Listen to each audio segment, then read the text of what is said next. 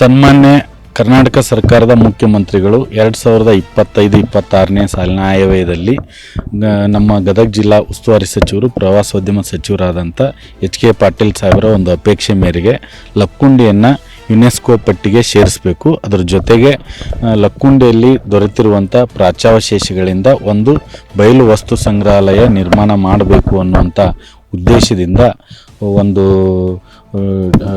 ಭೇಟಿ ಇದಾಗಿದ್ದು, ಇಟಲಿ ದೇಶ ಮತ್ತು ಗ್ರೀಸ್ ದೇಶದವರು ಅಂದರೆ ಡೆಕ್ಕನ್ ಹೆರಿಟೇಜ್ ಫೌಂಡೇಶನ್ನ ಡಾಕ್ಟರ್ ಹೆಲೆನ್ ಮತ್ತು ಡಾಕ್ಟರ್ ಸ್ಟೆಫನ್ ಈ ಥರ ಮತ್ತು ಅಲೆಕ್ಸಾಂಡರ್ ಈ ಥರ 3 ಜನ ಮತ್ತು ಡೆಕ್ಕನ್ ಹೆರಿಟೇಜ್ ಫೌಂಡೇಶನ್ನ ವೈಶಾಖ್ ಅವರು ಮತ್ತು ಚರಣ್ ಅವರು ಈ ಥರ ಬಯಲು ವಸ್ತು ಸಂಗ್ರಹಾಲಯ ಲಕ್ಕುಂಡಿಯಲ್ಲಿ ಹೇಗಿರಬೇಕು ಅನ್ನುವಂಥ ಉದ್ದೇಶದಿಂದ ಒಂದು ಅಧ್ಯಯನವನ್ನು ಮಾಡಲಿಕ್ಕೆ ಆಗಮಿಸಿದ್ದಾರೆ. ಈಗಾಗಲೇ ಕರ್ನಾಟಕ ಸರ್ಕಾರ ಲಕ್ಕುಂಡಿ ಪ್ರಾಧಿಕಾರಕ್ಕೆ 3 ಎಕರೆ 1 ಗುಂಟೆ ಜಾಗೆಯನ್ನು ಈಗಾಗಲೇ ನೇರ ಖರೀದಿ ಮೂಲಕ ಖರೀದಿಸಲಾಗಿದ್ದು, ಈ ಒಂದು ಬಯಲು ವಸ್ತು ಸಂಗ್ರಹಾಲಯ ಹೇಗೆ ಇರಬೇಕು ಅನ್ನುವಂಥ ಉದ್ದೇಶದಿಂದ ಡೆಕ್ಕನ್ ಹೆರಿಟೇಜ್ ಫೌಂಡೇಶನ್ನ ಈ ಎಲ್ಲ ಟ್ರಸ್ಟೀಸ್ಗಳು ಮತ್ತು ಅಧಿಕಾರಿಗಳು ಭೇಟಿಯನ್ನು ನೀಡಿ ಇಲ್ಲಿರುವಂಥ ಎಲ್ಲ ಪ್ರಾಚ್ಯಾವಶೇಷಗಳನ್ನು ವೀಕ್ಷಣೆಯನ್ನು ಮಾಡಿದ್ದಾರೆ ಮತ್ತು ಬಯಲು ವಸ್ತು ಸಂಗ್ರಹಾಲಯ ಯುನಿಕ್ ಆಗಿ ಹೇಗೆ ಬರಬೇಕು ಅನ್ನೋದರ ಕುರಿತಾಗಿ ಸ್ಥಳವನ್ನು ಮತ್ತು ಇಲ್ಲಿರುವಂಥ ಪ್ರಾಚ್ಯಾವಶೇಷಗಳನ್ನು ಅಧ್ಯಯನ ಮಾಡಲಿಕ್ಕೆ ಆಗಮಿಸಿದ್ದು, ಈಗಾಗಲೇ ಎಲ್ಲ ಪ್ರಾಚ್ಯಾವಶೇಷಗಳನ್ನು ವೀಕ್ಷಣೆಯನ್ನು ಸಹಿತ ಮಾಡಿದ್ದಾರೆ. ಇವರು ಈ ಥರ ಸರ್, ಈಗ ನಮ್ಮ ಜಿಲ್ಲೆಯಲ್ಲಿ ನಾಗಕುಂಡ ಸ್ಟೆಪಲ್ ಅಂದರೆ ನಾಗಕುಂಡ ಬಾವಿ ಸುಡಿಯಲ್ಲಿ ಮಾಡಿದ್ದಾರೆ.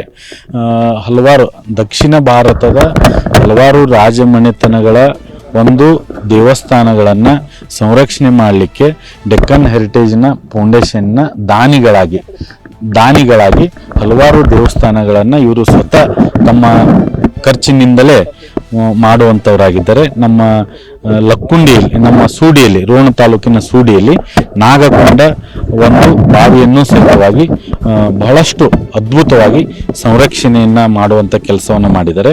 ಕೆಲವೇ ದಿನಗಳಲ್ಲಿ ಮಾನ್ಯ ಉಸ್ತುವಾರಿ ಸಚಿವರಾದಂಥ HK ಪಾಟೀಲ್ ಸಾಹೇಬರು ಅದನ್ನು ಲೋಕಾರ್ಪಣೆಯನ್ನು ಮಾಡಲಿದ್ದಾರೆ.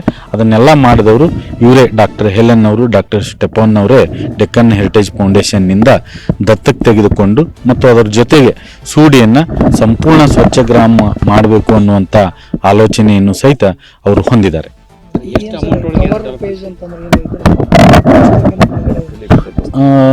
ಡೆಕ್ಕನ್ ಹೆರಿಟೇಜ್ ಫೌಂಡೇಶನ್ನಿಂದ ಆಂಗ್ಲ ಭಾಷೆಯಲ್ಲಿ ಮತ್ತು ಕನ್ನಡ ಭಾಷೆಯಲ್ಲಿ ಒಂದು 120-50 ಪುಟಗಳ ಒಂದು ಗೈಡ್ ಬುಕ್ಕನ್ನು ಸಹಿತವಾಗಿ ಬಹಳಷ್ಟು ಉತ್ಕೃಷ್ಟ ರೀತಿಯಲ್ಲಿ ತರುವಲ್ಲಿ ಈಗಾಗಲೇ ಕಾರ್ಯ ಆರಂಭ ಆಗಿದೆ.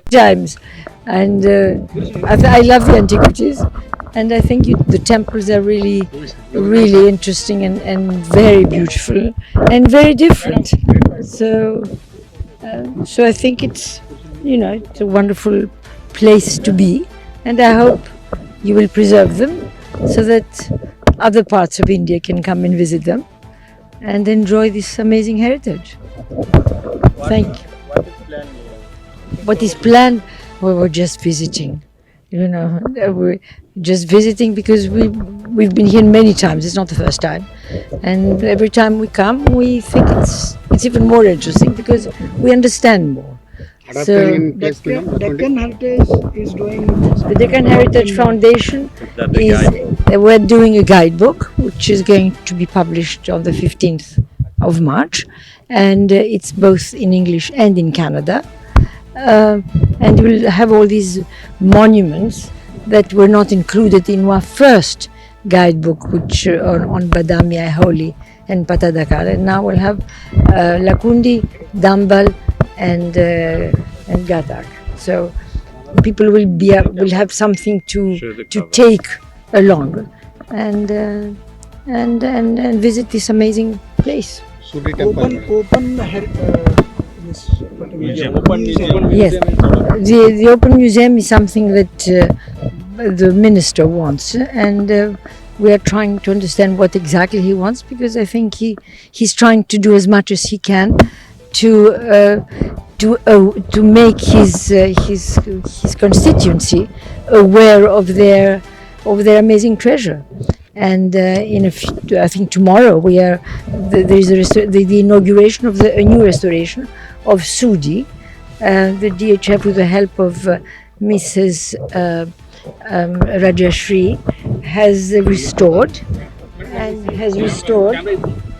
and the Sudi will also be included in the new guidebook.